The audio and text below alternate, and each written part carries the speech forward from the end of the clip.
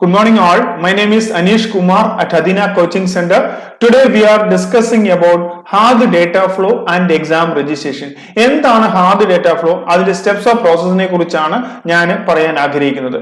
അബുദാബിയിൽ health care സെക്ടറിൽ doctors, dentist, nurses, paramedicals എല്ലാ ഹെൽത്ത് കെയർ പ്രൊഫഷൻസും ലൈസൻസ് ഹോൾഡർ ആയിട്ട് വർക്ക് ചെയ്യണമെന്നുണ്ടെങ്കിൽ നമ്മൾ ഈ സ്റ്റെപ്സ് ഓഫ് പ്രോസസ് കംപ്ലീറ്റ് ചെയ്ത് എക്സാം പാസ് ആയിരിക്കണം. അതിനെയാണ് നമ്മൾ പറയുന്നത് hard data flow and exam registration. ഒന്നുകൂടെ ഞാൻ ഓർപ്പിക്കുന്നു, ഇപ്പോൾ അതിന്റെ പേര് DOH എന്നാണ് വരുന്നത്. പക്ഷെങ്കിൽ എല്ലാവർക്കും ഫെമിലിയർ ആയിട്ട് അറിയാവുന്നത് ഹാർഡ് എന്ന് പറഞ്ഞാൽ മാത്രമേ അറിയത്തുള്ളൂ. അതുകൊണ്ടാണ് ഞാൻ ഹാർഡ് എന്ന് ഉപയോഗിക്കുന്നത്.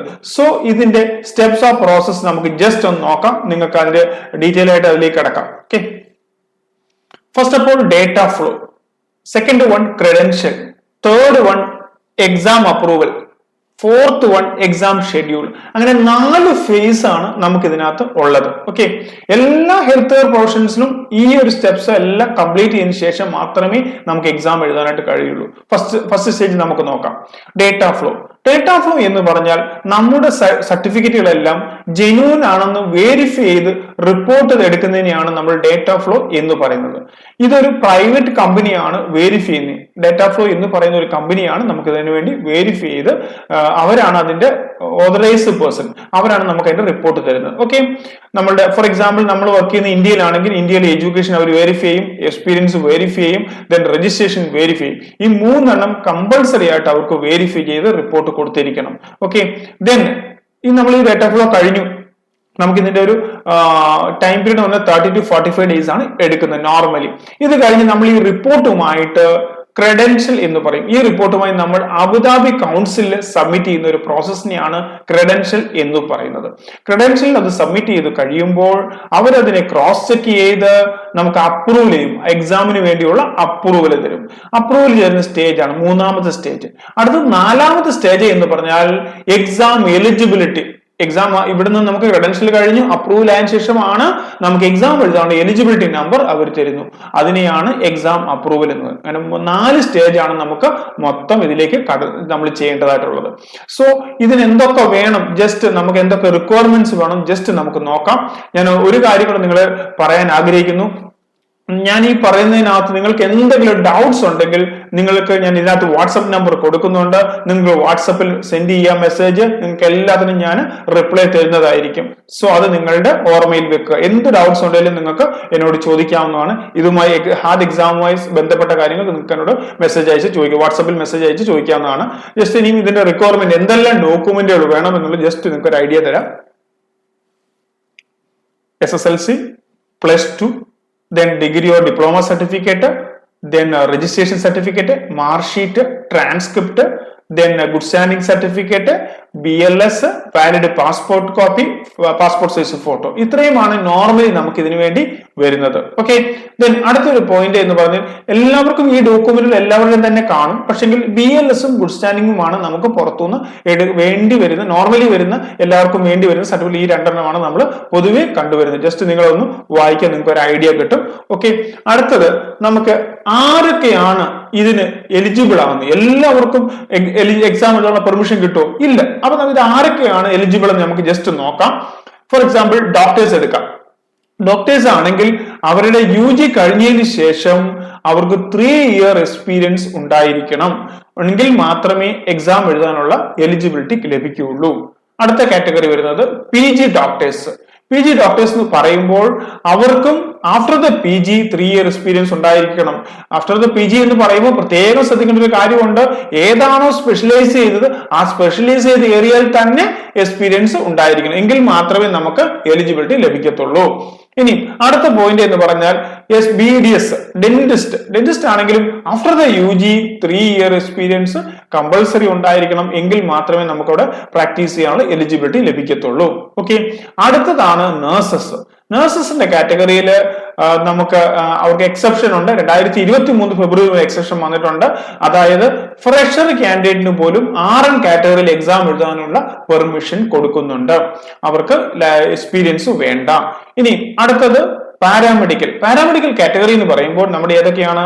Lab technician, optometry, dialysis, BPharm, then BPT, ഇവരെല്ലാം പാരാമെഡിക്കൽ കാറ്റഗറിയിൽ വരുന്നതാണ്. അവർക്കും after the course completion 2 year experience ഉണ്ടായിരിക്കണം.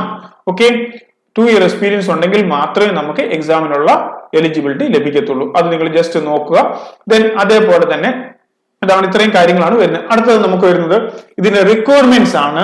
മീൻസ് PQR ആണ്. PQR നമ്മുടെ ഇതിൽ ഗവൺമെന്റിലുള്ള നമ്മുടെ എലിജിബിലിറ്റി ക്രൈറ്റീരിയ എന്താണെന്നുള്ള ജസ്റ്റ് അത് നിങ്ങൾക്ക് ഹാദ് PQR എന്ന് ഗൂഗിൾ ചെയ്താൽ നിങ്ങൾക്ക് കിട്ടും. അത് നിങ്ങൾക്ക് ഡൗൺലോഡ് ചെയ്താൽ നിങ്ങളുടെ ഏതാണ് നിങ്ങളുടെ പ്രൊഫഷൻ അത് വെച്ചിട്ട് നിങ്ങൾക്ക് ക്രോസ് ചെക്ക് ചെയ്ത് നോക്കാം. നിങ്ങളുടെ എലിജിബിലിറ്റി കറക്റ്റ് ആണ്, ഞാൻ ഈ പറഞ്ഞ കാര്യങ്ങളൊക്കെ കറക്റ്റ് ആണ്, നിങ്ങൾക്ക് ക്രോസ് ചെക്ക് ചെയ്യാവുന്നതാണ്. അതിന്റെ PQR ജസ്റ്റ് നിങ്ങൾക്ക് ഒന്ന് മനസ്സിലാക്കാൻ വേണ്ടി ഞാൻ ജസ്റ്റ് ഇട്ടതേ ഉള്ളൂ. ജസ്റ്റ് നിങ്ങളൊന്ന് വായിച്ചു പോവുക. അടുത്തത് കോമൺ ആയിട്ടുള്ള ഡൗട്ട്സ് ആണ്. കുറെ കോമൺ ഡൗട്ട്സ് വരുന്നുണ്ട്. അപ്പൊ എന്താണ് നമുക്ക് കോമൺ ഡൗട്ട്സ് എന്ന് ജസ്റ്റ് നോക്കാം. എന്റെ അടുത്ത് വരുന്ന പ്രധാനപ്പെട്ട ഡൗട്ടുകൾ മാത്രമേ ഞാൻ പോയിന്റ് ഔട്ട് ചെയ്തിട്ടുള്ളൂ. വിത്തൗട്ട് എക്സ്പീരിയൻസ് ഡേറ്റ ഫ്ലോ ചെയ്യാൻ കഴിയുമോ എന്നുള്ളതാണ് കോമൺ ആയിട്ട് വരുന്ന ഒരു ഡൗട്ട്. അത് നഴ്സസിന് വേണ്ടി മാത്രമേ ഉള്ളൂ. നമുക്ക് അതായത് എക്സ്പീരിയൻസ് ഇല്ല, ഫ്രഷർ ആണെങ്കിൽ അവർക്ക് അപേക്ഷ കൊടുക്കാം. അപ്പോഴും ഒരു പോയിന്റ് നിങ്ങൾ ശ്രദ്ധിക്കണം. ഞാൻ ഫോർ എക്സാമ്പിൾ ഞാൻ പറഞ്ഞത് 2022 പാസ് ഔട്ട് ആയെന്ന് വിചാരിക്കുക. ഞാൻ 2025 വന്നിട്ട് ഫ്രഷർ എന്ന് പറഞ്ഞ് അപേക്ഷ കൊടുക്കാൻ കഴിയില്ല. അപ്പൊ എന്ത് ചെയ്യണം? ആ ഗ്യാപ്പ് എന്ന് പറയുന്നത് നമ്മൾ ഗ്യാപ്പ് കൺസിഡർ ചെയ്യത്തില്ല. അല്ലെങ്കിൽ നമ്മൾ എന്താണ് 2025 പാസ് ഔട്ട് ആയ ഒരു കാൻഡിഡേറ്റ് ആണെന്നിരിക്കട്ടെ, അവരെ ഫ്രഷർ ആയിട്ട് കൺസിഡർ ചെയ്തുകൊണ്ട് അവരുടെ ഗ്രാജുവേഷൻ ഡേറ്റ് അവർ നോക്കും. അത് വെച്ചിട്ടാണ് അവർ കൺസിഡർ ചെയ്യുന്നത്. ഫ്രഷർ ആയിട്ട് കൺസിഡർ ചെയ്ത് വിത്തൗട്ട് എക്സ്പീരിയൻസ് അവർക്ക് RM കാറ്റഗറി എക്സാം എഴുതാനുള്ള പെർമിഷൻ ലഭിക്കും. ഇനി അടുത്തൊരു കാര്യം വെച്ച് കഴിഞ്ഞാൽ അടുത്തത് ബാക്കി പ്രൊഫഷൻസിനെ എല്ലാം ഞാൻ പറഞ്ഞു എക്സ്പീരിയൻസ് മാൻഡേറ്ററി ആണ്. പിന്നെ ഞാൻ ഒരു കാര്യം കൂടെ പോയിന്റ് ഔട്ട് ചെയ്യാം. നിങ്ങളുടെ പല എക്സ്പീരിയൻസും പലരുടെയും പല രീതിയിലാണ്. നിങ്ങൾക്ക് അതെന്നോട് മെസ്സേജ് അയക്കാം. വാട്സപ്പിൽ മെസ്സേജ് അയച്ചാൽ നിങ്ങൾക്ക് അതിനു വേണ്ടിയുള്ള മറുപടി ഞാൻ തരും. അത് നിങ്ങൾക്ക് കൺഫ്യൂഷൻ വേണ്ട, ഞാൻ വാട്സപ്പ് നമ്പർ ഇവിടെ കൊടുക്കുന്നുണ്ട്. കാരണം ഇത് ഞാൻ കോമൺ ആയിട്ട് പറയുന്നതാണ്. ചില കേസുകളിൽ നമുക്ക് അവരുടെ ഹിസ്റ്ററി കേട്ടാൽ അവരെ നമുക്ക് ഗൈഡ് ചെയ്യാനായിട്ട് കഴിയും. പല രീതിയിൽ പല എക്സ്പീരിയൻസ് ആയതുകൊണ്ട് അതെനിക്ക് ഒത്തിരി ടൈം വേണം, അതുകൊണ്ട് ഞാൻ അതിനെക്കുറിച്ച് കടക്കുന്നില്ല. അടുത്തത് ഗുഡ് സ്റ്റാൻഡിംഗ് സർട്ടിഫിക്കറ്റ്. കുറെ ഡൗട്ട്സ് വരുന്ന ഒരു ഏരിയയാണ് ഗുഡ് സ്റ്റാൻഡിംഗ് സർട്ടിഫിക്കറ്റ്. ഈ ഗുഡ് സ്റ്റാൻഡിംഗ് സർട്ടിഫിക്കറ്റ് എന്ന് പറയുന്നത് നമ്മൾക്ക് എവിടെയാണോ കൗൺസിൽ രജിസ്ട്രേഷൻ ഉള്ളത് അവിടെ നിന്നാണ് നമുക്ക് ഗുഡ് സ്റ്റാൻഡിംഗ് എടുത്താൽ മതി. ഇപ്പൊ ചിലര് എന്നോട് ചോദിക്കുന്ന ഒരു ഡൗട്ടാണ്, ഞാൻ പഠിച്ചത് കേരളത്തിലാണ്, എന്റെ രജിസ്ട്രേഷൻ കേരളത്തിലാണ്, പക്ഷെ ഞാൻ വർക്ക് ചെയ്യുന്നത് ബോംബെയിലാണ്, ഞാൻ എവിടെ നിന്നാണ് ഗുഡ് സ്റ്റാൻഡിംഗ് എടുക്കേണ്ടത് എന്ന് ചോദിക്കും. നിങ്ങൾ വർക്ക് ചെയ്യുന്നത് ബോംബെയിലാണ്. അവരുടെ ക്വസ്റ്റ്യൻ ഇതാണ്, ഞാൻ ബോംബെയിൽ എനിക്ക് രജിസ്ട്രേഷൻ ബോംബെയിൽ ഗുഡ് സ്റ്റാൻഡിംഗ് എടുക്കണമെന്ന്. അങ്ങനെ വേണ്ട. നമ്മുടെ ഇന്ത്യയിൽ ഏതാണോ നമുക്ക് ആക്റ്റീവ് രജിസ്ട്രേഷൻ ഉള്ളത് അവിടുന്ന് എടുത്താൽ മതി. അങ്ങനെ ഒരു പ്രശ്നമില്ല. നമ്മുടെ രാജ്യത്ത് മാത്രമേ ഉള്ളൂ സ്റ്റേറ്റ് വൈസ് രജിസ്ട്രേഷൻ. മറ്റുള്ള കൺട്രിയില്ല. അതാത് കൺട്രിയിൽ ഒറ്റ രജിസ്ട്രേഷൻ ഉള്ളൂ. അതെല്ലാം അവർ വാലിഡ് ആണ്, അവർ അക്സെപ്റ്റ് ചെയ്യുകയും ചെയ്യും. അപ്പൊ അങ്ങനെ ഒരു പ്രശ്നമില്ല. അതുകൊണ്ട് നിങ്ങൾ അത് നോക്കണ്ട. നിങ്ങളുടെ എവിടെയാണോ ആക്റ്റീവ് രജിസ്ട്രേഷൻ ഉള്ളത് അവിടുന്ന് നിങ്ങൾ ഗുഡ് സ്റ്റാൻഡിംഗ് എടുത്താൽ മതി. ഗുഡ് സ്റ്റാൻഡിംഗ് എടുക്കുമ്പോൾ വേറൊരു കാര്യം നിങ്ങൾ പ്രത്യേകം ശ്രദ്ധിക്കണം. അതിന് 6 മാസം വാലിഡിറ്റി ഉള്ളൂ. ആപ്ലിക്കേഷൻ കൊടുക്കുന്ന ടൈമിൽ അത് 3 months ക്രോസ് ചെയ്യാൻ പാടില്ല. ആ ഡേറ്റ് ഓഫ് ഇഷ്യൂ കഴിഞ്ഞ് for example date of issue കഴിഞ്ഞിട്ട് 3 months കഴിഞ്ഞിട്ട് നിങ്ങൾ ആപ്ലിക്കേഷൻ കൊടുക്കാൻ ഗുഡ് സ്റ്റാൻഡിംഗ് അത് സബ്മിറ്റ് ചെയ്യാൻ പാടില്ല. അത് എക്സ്പയർ ആയിട്ട് കൺസിഡർ ചെയ്യും. അത് കഴിഞ്ഞിട്ട് എക്സ്പീരിയൻസ് ഗ്യാപ്പ് ഞാൻ പറഞ്ഞു. എക്സ്പീരിയൻസ് ഗ്യാപ്പ് എന്ന് പറയുന്നത് നമുക്ക് 2 year വരെ അവർ എടുക്കും. 2 year ഗ്യാപ്പ് വരെ അത് അക്സെപ്റ്റ് ചെയ്യുന്നുണ്ട്. അതിന് പുറകിൽ ഫോർ എക്സാമ്പിൾ ഞാൻ പറയാം, എനിക്ക് 24-ലും 25-ലും ഗ്യാപ്പ് ആണെന്ന് ഇരിക്കട്ടെ, എനിക്ക് 23-ലും 22-ലും എക്സ്പീരിയൻസ് ഉണ്ടെങ്കിൽ ഞാൻ എലിജിബിൾ ആണ്. അതിനാൽ ഞാൻ ആദ്യമേ പറഞ്ഞു, നിങ്ങളുടെ എക്സ്പീരിയൻസ് ഇങ്ങനെ ഗ്യാപ്പ് ഉള്ളവരാണെങ്കിൽ നിങ്ങൾ എനിക്ക് മെസ്സേജ് അയക്കെ, ഞാൻ നിങ്ങൾക്ക് അതിനുവേണ്ടി ഗൈഡ്. ചില കേസുകളിൽ നമുക്ക് ഈസി ആയിട്ട് അവരെ ഗൈഡ് ചെയ്യാനായിട്ട് പറ്റും. പലർക്കും പല ഹിസ്റ്ററി ആയതുകൊണ്ടാണ് ഞാൻ അങ്ങനെ പറയാൻ ആഗ്രഹിക്കുന്നത്.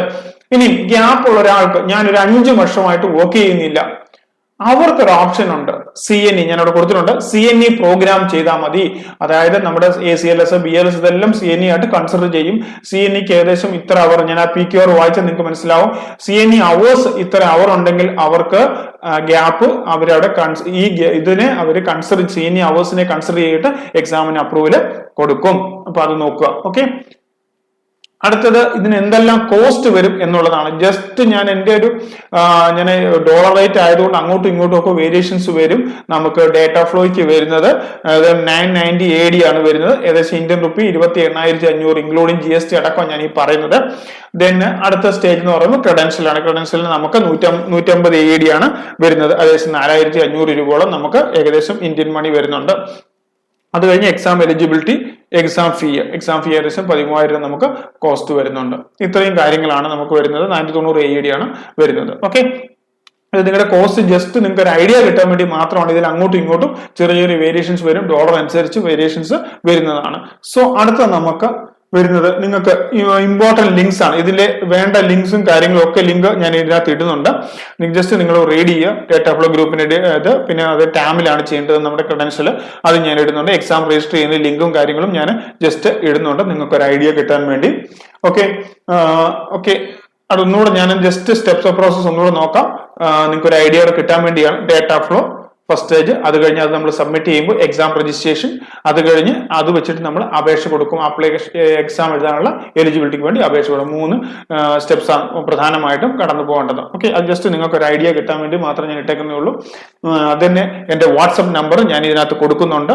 ജസ്റ്റ് നിങ്ങൾക്ക് എന്തെങ്കിലും ഡൗട്ട്സ് ഉണ്ടെങ്കിൽ നിങ്ങൾക്ക് എന്നോട് ചോദിക്കാം. നിങ്ങൾക്ക് ബാക്കി എന്തെങ്കിലും ഇതുമായിട്ട് എന്തെങ്കിലും ക്ലാരിറ്റി ഉണ്ടെങ്കിൽ നിങ്ങൾക്ക് എന്നോട് മെസ്സേജ് അയക്കാം, വാട്സപ്പ് മെസ്സേജ് അയക്കാം. ഞാൻ നിങ്ങൾക്ക് റിപ്ലൈ തരും. എല്ലാവർക്കും ഈ വീഡിയോ